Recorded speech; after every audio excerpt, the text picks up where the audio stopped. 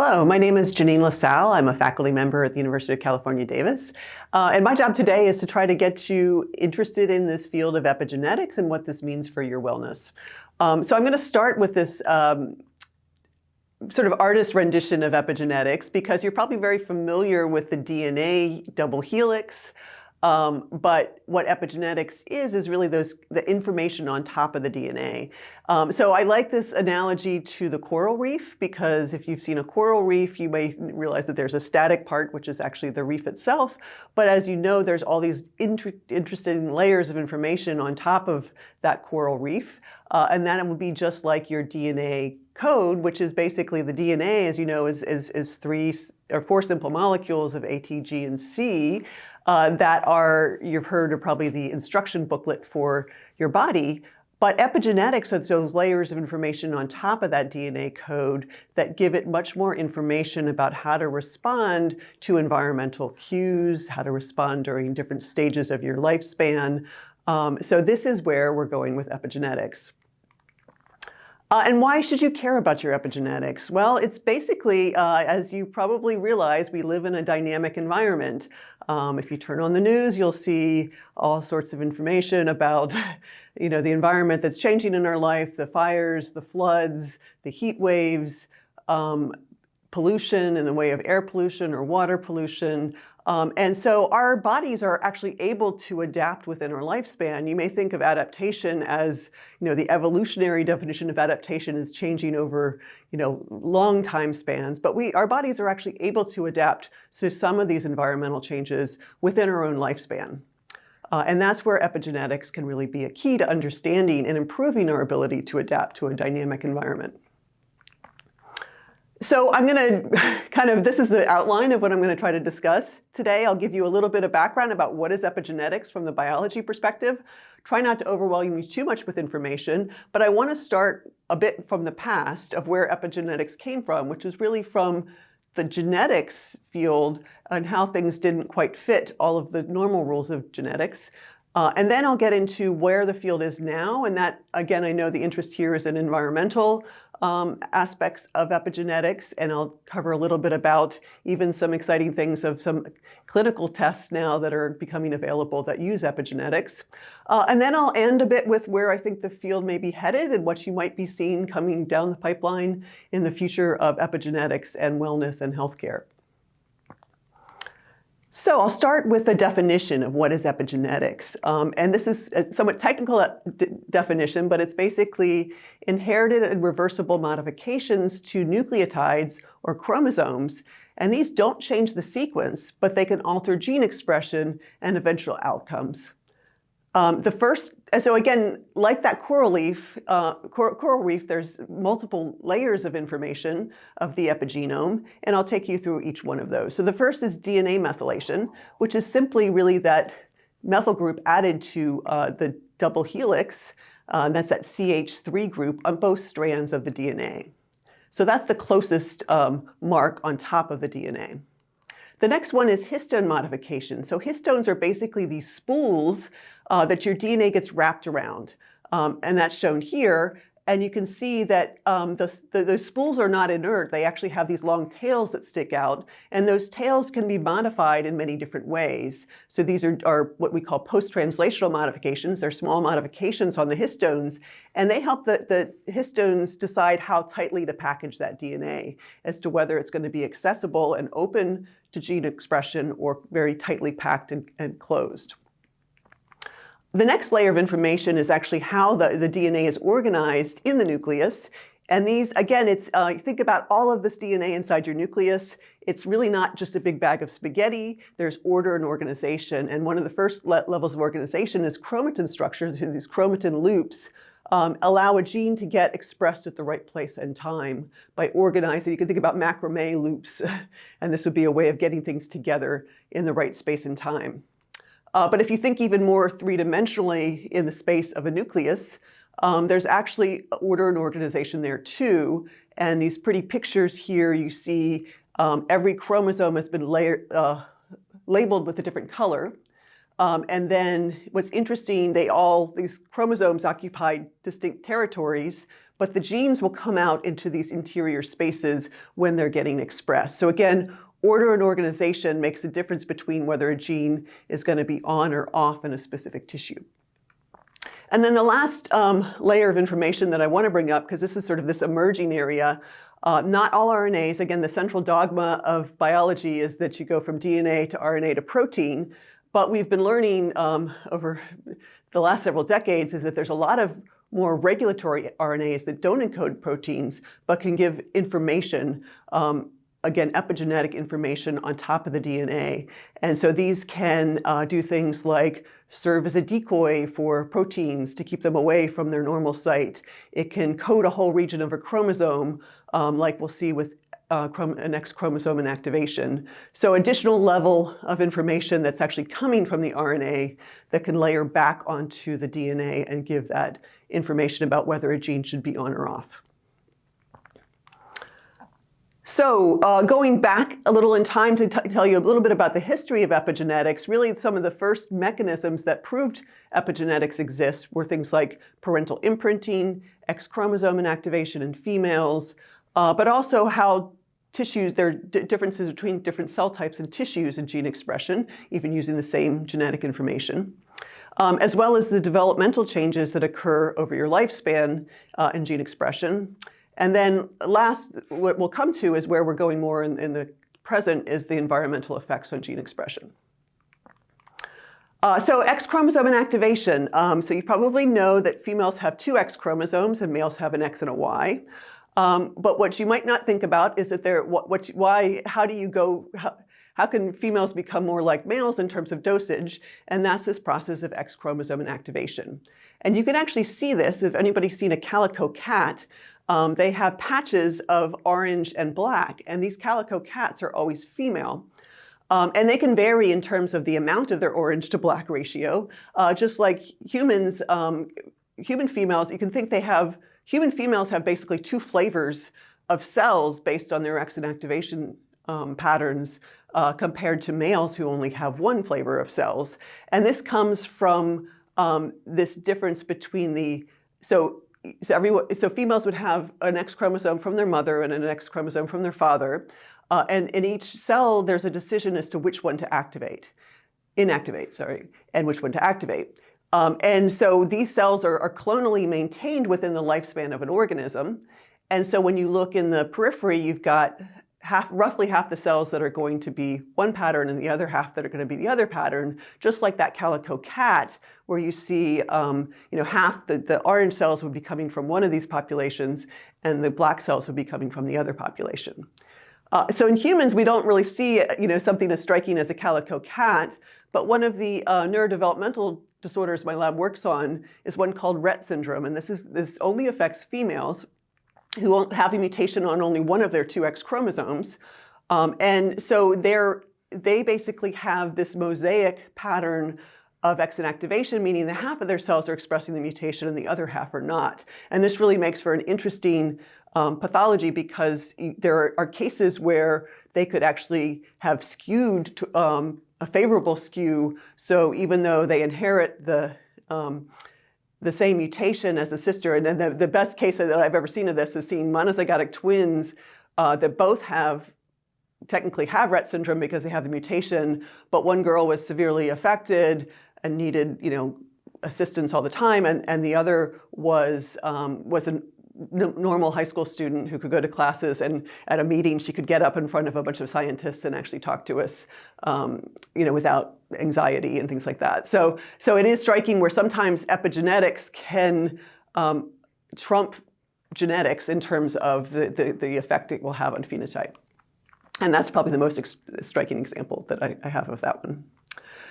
Okay, but then there's also the phenomenon called parental imprinting. And this, again, is not throughout the whole genome. In most disorders, it doesn't matter whether you inherit the mutation from the mother or father. But in the case of this region of chromosome 15 called Q11 to 13, there are 3 different disorders associated with it. Most of these are large deletions over this region. And if the child inherits the deletion from the mother, they have Angelman syndrome.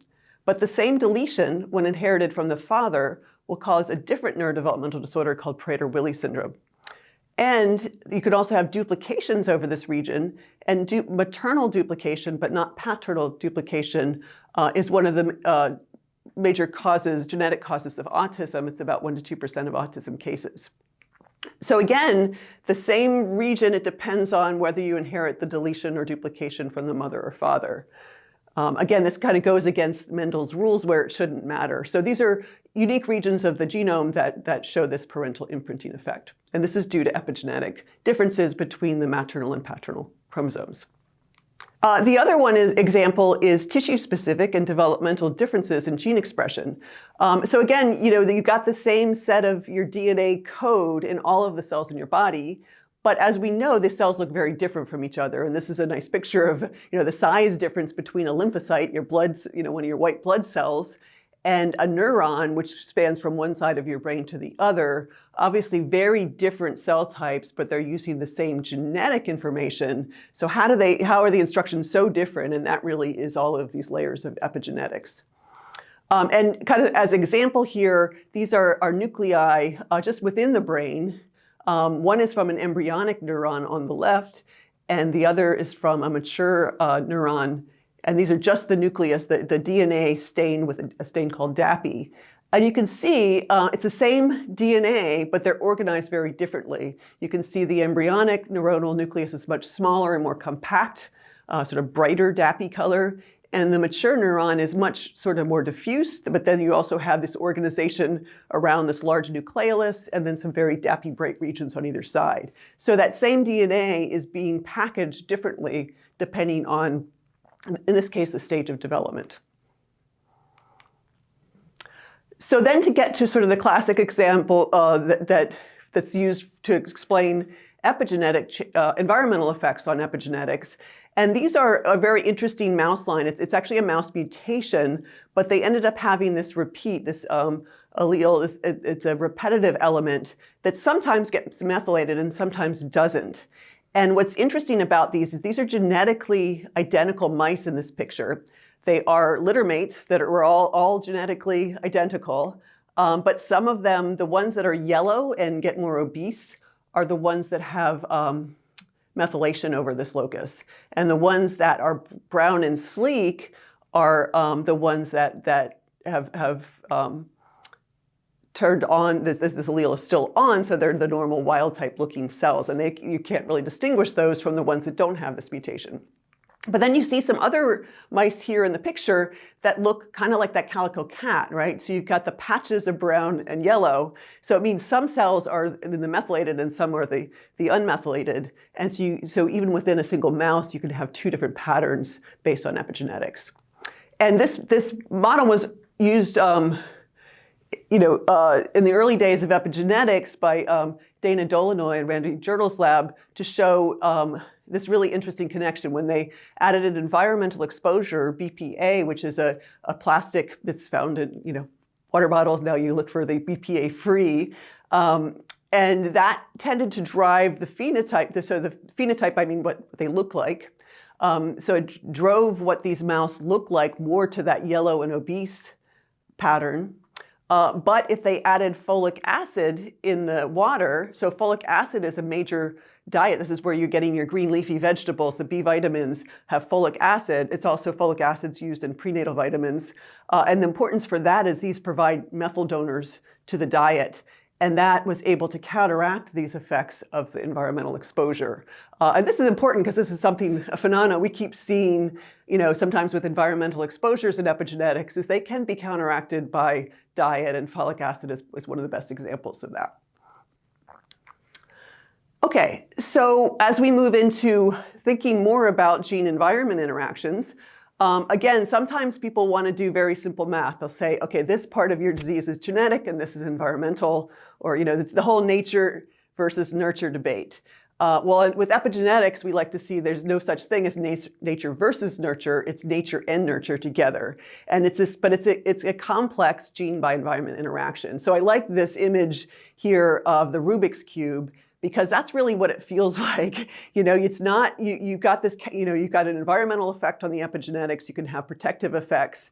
They're interacting with your genetics. So you really need to be looking at this at specific loci, and we'll get to biomarkers. So there's specific biomarkers where you can see these effects, but you put it all together and it feels like a very complex puzzle. So I just want to say this, that it's not a simple interaction. And I also like to kind of use the two-way street analogy that, if you have both genes and environments, there are two-way street interactions between the two. On the one hand, you could have genetic differences that influence environmental susceptibility. So people could inherit differences of how you respond to certain environmental stressors.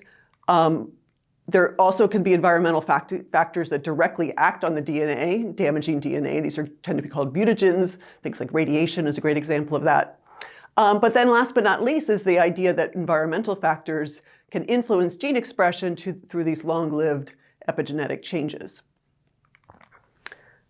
So to get, again, I'm part of epigenetics is embracing the complexity. And part of the complexity here is that, for your genome, you can sequence your blood, your saliva. It doesn't really matter. You have the same genome more or less in every cell in your body. But for your epigenome, there are many epigenomes from those different layers we talked about, as well as different variables that might affect that. And so it's important to think about, you really don't have one epigenome. It's a lot of layers, and it's changing throughout your life. We talked about changing in like different cell types during development. Being male or female can influence your epigenome, both from hormones as well as that exon activation we talked about, or the differences between having two X's or XY. Stages of development, time of day can influence your epigenome. There's diurnal aspects to it. Definitely diet and metabolism have a main effect on your epigenome, as well as stress. So this is kind of where the wellness connection comes in, but it is important to remember that we're talking about fairly complex biology. It's not as simple as just a change to your genetic code, which would change a single letter in your 4-letter code. So I want to talk a little bit about life stages, and certainly throughout your life, it's important.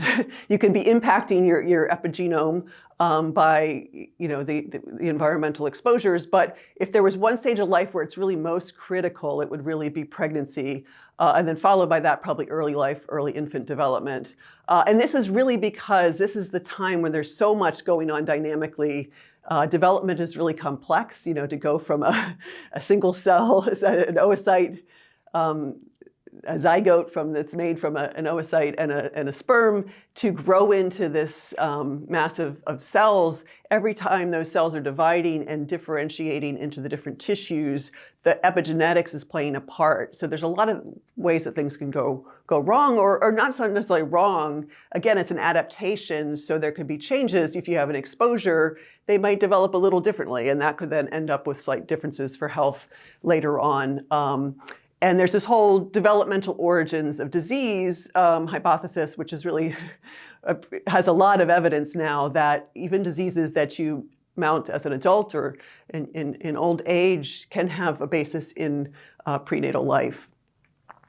So I think paying attention to environment and how it affects your epigenome is important at all stages of life, but particularly if you're pregnant yourself or know a pregnant woman, that is probably the time when the most could be done for the protection. Okay, and I think this is also something that's been appreciated of late, and this is a very complex diagram, but I think it's part of the complexity is everything you're exposed to is now called the exposome. We love, as biologists, we loved all of our omes. So we have the genome, the epigenome, and now you have your exposome. And this is really, I think it used to be kind of thought that, it was just we worried about chemicals in our environment. But now there's appreciation that many other types of exposures are there, including things in your physical environment, so like electromagnetic fields, chemical environment, the social environment, that you live in. There's both internal and external, and then obviously across the lifespan. So it is complex, but again, on the outer circle is all the sort of diseases that may be impacted by the entirety of your exposome throughout your life. So again, this can be overwhelming, and you might say, well, what can I do about these? And some of these things are hard to change, right? So I kind of have what you can, what things are in your control in your external environment, and what I would think is maybe in the order of easiest to hardest. So probably the easiest things you can do to protect your epigenome is have a healthy diet. Again, balance. I don't have anything new on this except for, green leafy vegetables are important, and having diversity in your diet. So the standard recommendations for a healthy diet, avoiding substance use, particularly cigarettes. Definitely there's strong epigenetic signatures that come from use of cigarettes at any stage of life. And then exercise is the next one that I think that could really impact. It really is a good stress on your cells, and that can be seen at the level of your epigenome, and it can have long-lasting effects. Sleep is the other one that, getting enough sleep can be challenging in our modern society, but that is important for epigenetics, for your circadian rhythms that impact many other bodily functions are really tightly controlled by epigenetics. So getting sleep at the right time and having good control of your circadian biology is important. Infections, obviously you can't always avoid getting infections, and we learned a lot in COVID, but hopefully COVID did teach us that some behavioral things you can do can prevent you from infection. Mask wearing, if you know that it's, COVID is going around in your community. But, again, taking good care of your health so that your immune system is not susceptible to infections is also helpful. So as much as you can do to avoid infections, that's possible. But again, some of these are out of your control as well. Medications, too, can have an impact on your epigenome. Obviously, if you need to take the medication for a condition, that's important. But sometimes you might think about, do I really need all of these medications, and what the impact may be on other parts of the body that are influenced by the epigenetics. Consumer product use also is interesting. This is where a lot of the chemicals that you're exposed to come in to. Pay attention to cosmetics, hair care products, things like that, cleaners in your home. I know in the pandemic it was always hard because people were trying to fight the COVID, but you didn't want to be using all these chemicals all the time either. So, which is obviously in a pandemic, it's probably more important to avoid the infection. But do pay attention to your cumulative effect of chemicals, and if there's an alternative to use that doesn't have the chemicals, and if it's not written on the bottle, be demanding as a consumer to ask for it. The last one's stress. Obviously, this is sometimes hard to avoid in your life, but as much as you can try to reduce the level of psychological stress, that also can really impact your influence on other parts of the exposome as well as your epigenetics.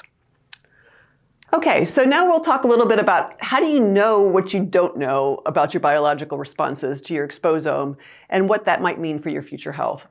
And I think I just want to kind of reiterate a few points here because, again, everybody's got different genetics. And you look at that exposome chart, everybody's exposome is different. And this is really probably why not everybody has the same response to the same exposure. And again, we kind of learned that in COVID, right? Not every people within the household, some people would get it, some not. And this can be, there's so many variables, I won't even get into them. But if you look at your exposome chart, there's a lot going on there. And everybody has a different mixture of those exposures, right? And their genetics. So the goal really of this field is to try to come up with precision biomarkers. And this ideally would be blood tests, just like you go now and get blood tests for a lot of the metabolic markers of, you get where you are, and this is the normal range, and this is whether it's higher or lower. That's kind of the goal of epigenetics for trying to monitor health. And that hopefully that can measure, because again, the same exposure, you might know that two people were exposed to heavy doses of PCBs, for instance, but they're not going to have the same response. And so getting a biological response measure is really key. And so I just want to kind of highlight some of the promises on epigenetic biomarkers. We still have a lot to go, a long way to go, but I think there's some promise now in some of the products that are starting to hit the market. And this would be, one is predicting multiple cancer types. monitoring response to cancer therapies. Again, a lot of times when people are in therapy, you really want to know how different people respond differently to the same therapy. So it could be used in those clinical trials, as well as just monitoring from the doctor's office if you're responding appropriately. And then I'll get into a little bit about estimating biological age. Okay, so biomarkers, what are we really looking for? And again, here I just want to sort of stress the complexity of everything. So we've talked about all of those complex exposures, everything from early life stressors, infections, lifestyle exposures, social stressors, diet, chemicals, climate, heat, things like that. And then on the other side, we've got the complex outcomes, everything from mental health, metabolic health, reproductive health, cardiovascular health, disease prediction, longevity. People want to know how long they're going to live from their blood. And I just want to say, yes, this is all interesting, but you want to think about the complex biology in between. So I've got these arrows going back and forth because this is where the intersections are, right? And in your body, you've got all these things that are contributing to these sort of potential cause and effect mechanisms, including metabolism, genetics, endocrinology, immune responses, behavior, your age, your gender, how well you're sleeping in your circadian cycles, your mood, your sleep, energy balance, inflammation, and thermoregulation. So the goal of biomarkers then is what we're trying to do is kind of take that cross section. It's almost like, like cell phone signals in the middle of a city, right? You may not know everything about people's conversations, but if you take snapshots of that cross section, you might be able to find, specific marks that are indicative of both the exposure and the potential predict these outcomes. So that's kind of where we're going with biomarkers.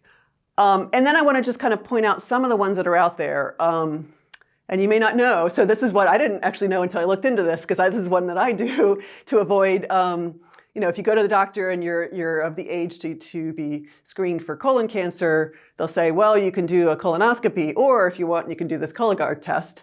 And so this is one you mail in from home, from a stool sample. But interestingly, two of the markers that they look for are actually DNA methylation changes. Of the 5 or 6 biomarkers on there, 2 of those are epigenetic. So this is already being used routinely, and this one is covered by your insurance because it obviously can save a lot of money on colonoscopies and stress for the individual as well.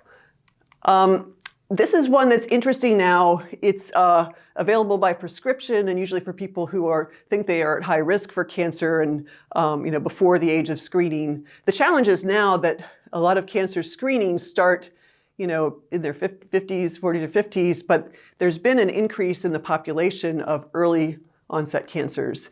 And people don't always know that they're susceptible, but maybe they have other people in their family who have had early onset cancer. So this is this Galleri test made by Grail, which was a branch of Illumina, which is the big sequencing company. And what they do is that you get a blood test, you send it in the mail, and they look for really like 100,000 DNA regions that cover almost 1 million different specific CPG sites, those DNA methylation sites in the genome. And they also contain information. So first what they'll do is they screen for the signature, like an epigenetic signature of cancer in general. And then if they pick that up, what's interesting about the epigenetics, because it knows what cell type, you can predict the cell type that it came from. So then they can say, okay, this looks like a cancer signature that's in the pancreas. So then they would bring you in. It's not enough to diagnose you with that pancreatic cancer, but they would bring you in for further screening through, more invasive methods to find out if you had pancreatic cancer. So far, they've mostly tested on people who already have known cancers, and it just started to sort of go out into the general population. So the jury's still out on how well this is going to predict cancer, at the very earliest stages. But we certainly know that even catching cancer earlier than it normally would with a typical screen, or that would show up in like a mammogram or a colonoscopy, is really critical for treating it before it gets you get metastasis and complications or later stage cancers. So this is particularly exciting. We'll see. I think there are going to be other tests like this coming down the market, but this is the one that is available now. Now it brings us to the biological age. So this is one where I would not recommend. There's no, it was funny because I didn't realize how many were out there. And this is just a quick Google search for epigenetic biological age testing. And you can see that they're all over the place in terms of price. And, and there's so many. These really have no oversight. I'll talk a little bit about what principle they're based on. And potentially this is going to be interesting down the road, but I think right now it's kind of the Wild West where people are just marketing what they can. So I would not recommend these. I think you're better off. They're in the hundreds of dollars. You're better off spending that money on, a good pair of running shoes or, going to the gym or getting a healthier diet, getting that, vegetable basket delivered to your door that month rather than buying this. I did want to point out a little bit about the pros and cons, though. And this, I like this diagram because basically the principle that this is based on is you have, say, two individuals, one who's going to, live to 100 where the other is going to die at like 65. Could you tell them apart ahead of time? And it's an interesting idea, and I think it's got potential, but I think we're not there yet. But the pros would be that they're possibly predictors of future disease. So if you knew that your biological age was older than it should be, there could be things that you could do about it. And that's the nice thing about your epigenome is that, it is somewhat changeable compared to your genome.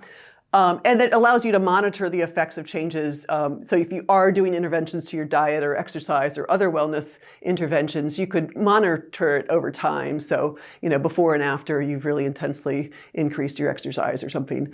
But the cons are, there's, again, really no oversight on the accuracy of these tests.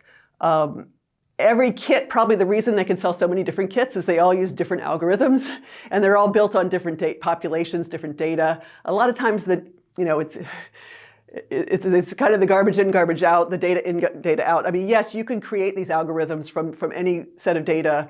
And what they're doing is doing it based on chronological age, right? We don't really know an objective measure of somebody's biological age. So really what I like this because if you look at the bottom right there, we're probably, the algorithms out there are really, they're striving to be biological age, but what they're really doing is probably a hybrid of biological and chronicle age because the input is chronological age. That's what they know about the populations. And they get variability in these tests and they're like, okay, well, this is because this person has a higher biological age. Again, I'm optimistic that this is going to improve in the future, but right now I think there's a lot that's still wrong, and I wouldn't recommend these tests. Okay, so now I want to get a little bit to some glimmers of the future and where I see things going. So we talked about a lot about what you could do in your own lifespan, and that pregnancy was a critical stage. But the other kind of area that's interesting and it has been around, but it's getting more traction, is this idea of intergenerational epigenetics, and that's that. What you're exposed to, what your grandmother was exposed to may be as important for your health as what you ate last week, right? And so this is a kind of a complicated slide, but on the right would be the maternal effects. So, and again, if you're down in green there, this would be your great-grandmother. And when a woman is exposed during pregnancy to an exposure, there are 3 generations that have direct exposure. The mother herself, the fetus, but then the gametes of the next generation are being developed in that fetus. So there are 3 generations that have direct exposure. And this has been seen in cases like DES, which was a chemical that, that went on for generations. There can be passage up to the next generation, but this is, again, more controversial and kind of more the future. Could we actually detect in people, biomarkers from something that their great-grandmother was exposed to, and knowing that at birth might help then plan out their the healthcare during their lifespan. Again, kind of futuristic at this point, but that's it. There is starting to become evidence for transgenerational effects on both the maternal and the paternal line. So the difference on the paternal line is when a man gets exposed, it's him as well as his gametes. So it's really just 2 generations of direct exposure. But there definitely have been plenty of examples, both in mouse models and in human studies, that suggest that the paternal exposures can be as impactful on the child as the maternal. So again, this is kind of where I'm thinking the future might be, is that, at birth you could potentially have a test to understand more about your past generations of your epigenetic exposures. And this is the other kind of dream I have, is that we could get to the point of newborn screening. So in California, anyway, every kid gets their heel stuck on the first day of birth or first couple of days of birth. And it's basically part of this newborn screening program where they look for rare metabolic disorders and genetic disorders that what they call is clinically actionable. They want things that you could do something about right away. But again, they're already doing the screening. It seems like there's potential for future preventative healthcare through epigenetic screening. One of the things my lab works on is autism, and again, interventions for maybe not preventing autism, but getting kids with autism on a better trajectory. The earlier you know that they're at risk, the more that sort of behavioral interventions can be effective. So that's one area that potential newborn screening could be useful. The other way is this idea of epigenetic substratification. So again, autism is a good example here because it's a large group of severity of autism as well as causes of autism. It's a mixture of genetic and environmental causes. But having this episignature, so you screen everyone for the same sort of epigenetic marks, and then you can subdivide them based on this, and then you could have tailored therapies based on the subtype that they fall into. So it sort of gets more at precision medicine approaches using epigenetics. And then the last is actually, can we actually edit our epigenome in the same way? So some of you may be familiar with the CRISPR-Cas9 approaches for actually editing the genome.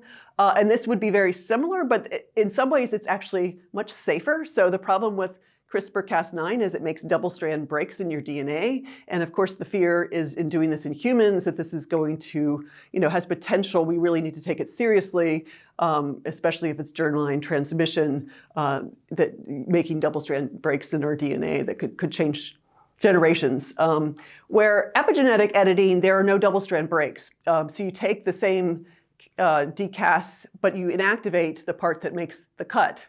And you're using it actually as just a way to bring epigenetic factors to a specific location in the genome. So for instance, if you inherit, maybe from your great-grandmother, a silencing mark on a gene that really you want to have on, you could get an epigenetic editor to come in and reverse that silence. So now you're expressing the gene.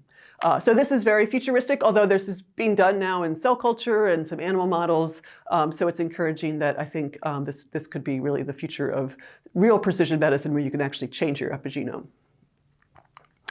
So with that, I'd like to just sum it up by, again, this is the future, but until that time, I think I just want you to appreciate, love, and nurture your epigenome through wellness and awareness, and being aware of the things that can impact those extra layers on top of your DNA, and do your best for your wellness and your wellness of your families as well to improve that. Thank you, and I'm happy to take questions.